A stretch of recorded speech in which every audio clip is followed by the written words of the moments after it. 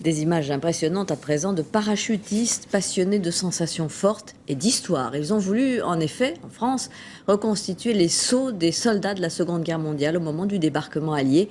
Et certains ont sauté pour la première fois. Louis Milano-Dupont et Rémi Lévesque les ont suivis dans la Creuse.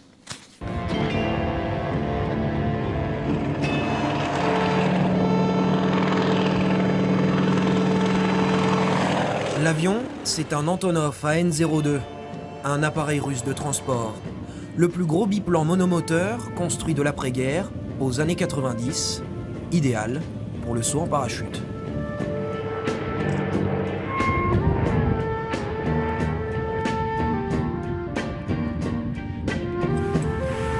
Et contrairement aux apparences, ces parachutistes sont des novices. Ils viennent de sauter pour la première fois.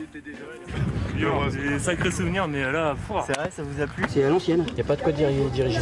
Vous comprenez rien à la planète, vous arrivez, vous percutez la Terre. Mais c'est excellent, quoi. Ça dure 20 secondes, mais c'est génial, quoi.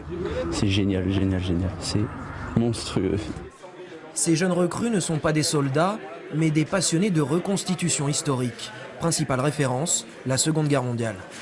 C'est de comprendre ou de ressentir ce que ces hommes-là ont fait lorsqu'on voit les images de ces centaines d'avions qui passent, qui larguent des milliers de parachutistes. Bon, les conditions ne sont pas les mêmes, c'est conditions de guerre. C'est du saut commémoratif, c'est du saut de type militaire, mais pratiqué par des civils. Le stage dure une semaine. 5 sauts sont prévus pour les débutants. À la clé, un brevet de parachutisme hémisphérique, une première en France. Le temps est capricieux, mais une fenêtre météo se dégage. Un deuxième saut est envisageable. N'oubliez pas, baissez-vous. À la sortie, la porte est petite, elle est basse. Ça va bien se passer, de toute façon je vais toucher le sol, c'est obligé. Après le reste, c'est à la grâce de Dieu.